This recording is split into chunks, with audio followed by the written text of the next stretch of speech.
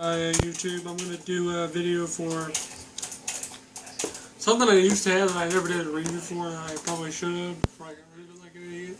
But I'm going to do a review / unboxing type thing. The first part's going to be kind of unboxing, how to set it up and stuff. But it's for the NakiTek, I hope I'm saying it right, NakiTek GameSaver Plus. Now they did come out with the GameSaver, I guess just GameSaver. The GameSaver Minus, we'll call it that. And the Plus adds a save feature, it explains on the box. Now, one major thing about my review that's different about all the other reviews that you're going to see out there for it is, as far as I know, because I searched before I made this video, as far as I know, my review is the only review that actually has the original box and manual and the code sheet with it. Because, and that's because, what was I going to say? Oh yeah, that's because, I lost my train of thought. That's because when you buy these, usually like if you buy them from like Stone Age Gamer or eBay or somewhere else, usually they don't have these. Usually they're sold in bulk and they're like new old stock, which means it doesn't have the original. Well, it might come with the manual, but it won't have the original box or the code sheet. I don't think. I didn't buy a bulk one because I got mine for $22, brand new, sealed in the box, where I actually had to cut the plastic off. It was factory sealed for $22. So I got a pretty good deal on it for having the box and stuff. Because I wanted one with the box for review purposes. When I saw it, I was like, I want to get this so I can review it. So okay, so let's take a look at this box. And you can see what it reads. It says, "What is power backup? Save any game, any level, any time." And then it says like French and like Spanish. I don't know. Oh, no, that's like, yeah, it looks like French and Spanish. I don't know. Oh yeah, by the way, don't try to call the text for it because it's not working, of course. I don't know, it's some kind of weird, I don't know what it is. I called it before the video. Here's what the back says. It kind of just explains more. Kind of shows you that there's a battery pack. I'll get it out of the pack in the pack. So let's take this out. Oops. I think the box is overly big. Yeah, my fiance has more nail than I do, so I'm not gonna try. Get on out of there, fool. Okay, we'll grab this. Ow! Just elbowed me. It's unfair. Okay, I'll put that over here for now. There's the manual, that's the front of it. It overly explains how to use it. Like, it's really simple. I mean, there's really nothing to it. I'll show you an easy setup. And that's the back. Well, that's a lot on the back. I mean, you gotta read that copyright on that, where it was from. And this is the code sheet. And I'm making fun of it because there is a reason for this. I'll explain that in the second segment of this video. I say segment because I'm going to do, like, split this up. I'm going to do this unboxing part and setup part. And I'm going to hook it up to my capture card and show you how to use all the functions. And like, I'll give you my final thoughts on if I think it's worth it. Which, spoiler, yes, it is worth it in some situations. So it is. It's worth the pickup, basically. And I'll explain more why. And when I plug it into my Super NES control deck. That's what they called it. Here's my pretty yellow-ish bottom Super Nintendo.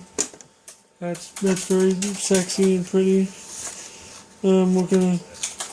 Just like I freaking hate this cardboard. Like I got it now. We got one side. I can do the other. I can get the other side. Yeah, that's right. You better open it. Yeah, the cardboard is really durable. Like, this is what it is. Like, it's really durable cardboard. And it comes in this nice bubble wrap too. It's really protected. And if you buy it loose, yes, it does fit a dust cover. So now I have it turned this way because it's really effed up how they did this. I don't know why they did it this way. But here you gotta put it in and make sure that doesn't get caught because that will screw up the wire. And you have to make sure it's lined up, like because I modded mine, so I have to make sure it's lined up because if you mod your system, those tabs will be gone. So you'll have to make sure it's where the tabs were. You'll have to line up and push down, make sure it's firmly in there. And where's the fucking light at? So I can. This up here, this is the LED light for when the batteries are in use. It takes 6 AA batteries, and this is the switch for it to turn it on, turn it off. See, on and off. And the battery compartment's in the front. I'm not going to take it off all the way because I don't know if I can line it back up, but there's where it goes. No corrosion, still brand new. Haven't even put batteries in it. You really don't need to unless you plan on taking it out. Okay, now this, if you can see that, this is for the Super Nintendo power cord. And you're like, duh. Well, actually, it goes in here. And don't try to shove it in too. Come on, you went easy the first time. It's really, like, you really have to line up to make sure it goes in. Oh yeah, this is not lining up at all. It's really gotta be, you really have to line up, like, exactly right. Make sure it's, like, exactly lined up or it's not gonna go in right. And then you plug this part into, well, I can't do it because I can't really, I would have to like lift the system that way. That's all I did when I had one. So I have heard of that. And you just kind of push it in there. So basically, this powers this, and this powers this. Yeah, I know, it's weird. I don't know why they did it like that, but okay. So let's do a demo test to show you how it goes in. I have a great dust cover on this copy of Street Fighter 2 Turbo. We'll just line it up. Then you just push in till you hear it lock in. Make sure it's in there, and it's in.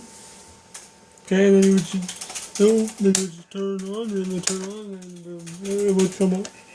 And make sure it's off before you do anything. Okay, I'll put the dust cover on this thing. And in case you are wondering, Japanese games do work. So this doubles as a converter, so if you don't want to mod your system, you don't have to. Ow. I just hit my finger with it, stupid Castlevania. Okay. These going really, like, these are easier to go because I don't have those stupid tabs. But Castlevania, yeah, it works. Now I'm almost, before I end this part, I'm almost positive every game you could probably think of would work. I would say it probably has like 90% compatibility. The only game I can remember, games I can remember off the top of my head that I actually had, I still have one of them. I don't have the other one anymore. But I had Super Metroid at one point, and that had trouble reading here, which bring up the warning. You're trying to copy the warning screen. Anybody that's tried to use a Game Genie knows what I'm talking about with that game. And it would do the same thing with Killer Instinct sometimes. But usually it would just boot it right away. I mean, if it didn't, you just have to turn it back on, it would boot right. But that's the only games that have a little bit of problems. Most games should work all the way. So it's just that's pretty tight. And I recommend clean all your games before you stick it in that, because you don't want to dirty those pins up. Because if you dirty those pins up, it'll be harder for it to read games and stuff. Well, that's kind of etiquette. So if you have something to take apart your games and clean them, like security bits, or do it with the gangster way, as people say online, do the ballpoint pen thing. I recommend cleaning all your games before you put the game in here to keep that clean. Which I probably should have put that in there because I don't know how clean it is. Should be fairly clean. It's in a pretty closed environment, so it shouldn't be dusty. But okay, I'm going to stop this video right now. I'm going to go and hook this up to my computer, and I'm going to show you how it works. So stay tuned. Okay, so here's the startup screen of the NakiTek. Press select, and it'll bring up the input revival code, and this is what I was talking about with the code sheet that I showed in the first part. I don't get why they included it because it automatically puts the codes in for it. Because the sheet says 21CAD for it, so I don't know if it was because the first model maybe had that, or maybe I don't know. Maybe with some games it doesn't do it with. I'm not sure. But if you want to change, you just press A, and then you just can change the whatever. You can change the X's too.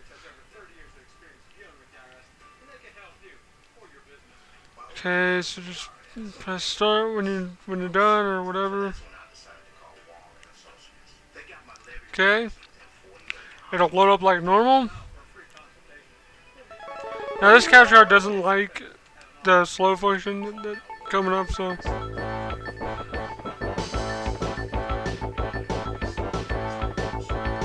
Let me turn this up a little bit. Alright.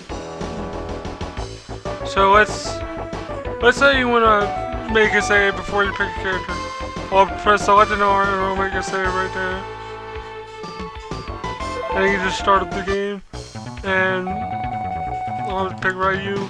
Let's say you want to go back and switch to somebody else, then you can just do that. Yeah, it will screw up the music, but it's still cool. You can still go back and fix it if you want to see another person's ending. Now you can only have one save per thing. Like once I create a save here, it's gonna overwrite it, and I'll put it right there. Now I recommend you do it with music, because if you don't, when you load it, some games that won't have sound. I'll show a game that will. I'll try to show the slow function real quick.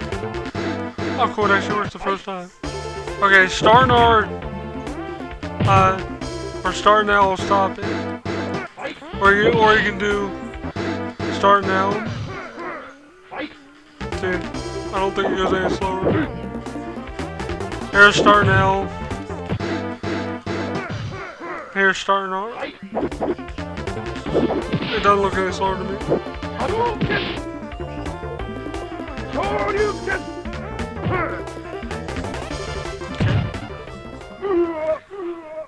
So that's basically all the functions right there, and like I said, the batteries. You lose. Now some games, the manual says it'll cause like distortion with. I'm gonna try to do as quick as I can. Hopefully it won't stop the video.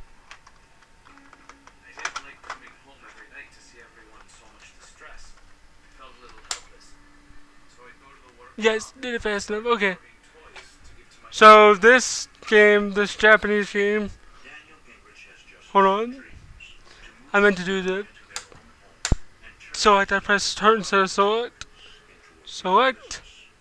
This game doesn't have a code, so it always keeps the last game's code you put in. So I'm just gonna change it to all X's, because that might cause like glitching or something. I don't know. So I'm just gonna change it real quick. X. X. X. X. X. Okay. It's just to show how it works with Japanese games.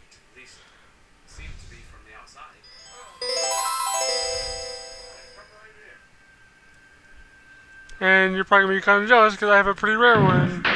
Japanese Dracula X. Sadly, it's only loose. But it works just fine. You can save, load, slow. I don't know how well the slow function works here. Let me see. Okay, it works okay. So yeah, let me see if it looks kind of slower, I guess. But start in R, I don't know. You be the judge, start in R. And then start now. It looks about the same to me.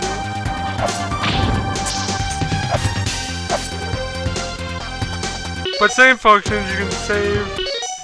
I press and select an R. See, I got hit. Select an L.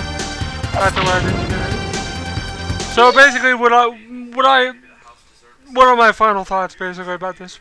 I mean, yeah, I would buy it if you have a lot of games that you play that don't have a save function like this, or Street Fighter, or Wolfenstein 3D. That's the main reason why I rebought it, because when I play Wolfenstein 3D, if you play that, as you know, if you use the passwords, it will, like if you lose all your guns, like your Gatling gun, your flamethrower, and rocket launcher, you don't keep those. So if you make a save, like if you have to stop and go to work or go to bed and leave it plugged in, or you take it out and it's 8 hours later, the batteries will still hold the save. Which I recommend just putting it in. The battery function's kind of stupid. I don't see why you would want to use it that way, but I mean, I guess it's a cool function, but I don't see the point of it. But because when I originally had it, I would always keep it plugged in to the wall and the system, so it wouldn't matter to me. Now, like I said, I paid $22 for mine, but mine was complete with the box and both the instruction sheet and the code sheet, which I don't know why it had that. But most of the ones you buy like on Stone Age Gamer and other websites like eBay and stuff, they won't have those because of what's called, they ship them in bulk packing, which means it's basically just that brand new. Well, they say it's brand new. I bet you it's just factory restored, like where they clean it and refurbish it, kind of. So it's probably not really brand new old stock like they say it is, but you won't get like the box, the manual.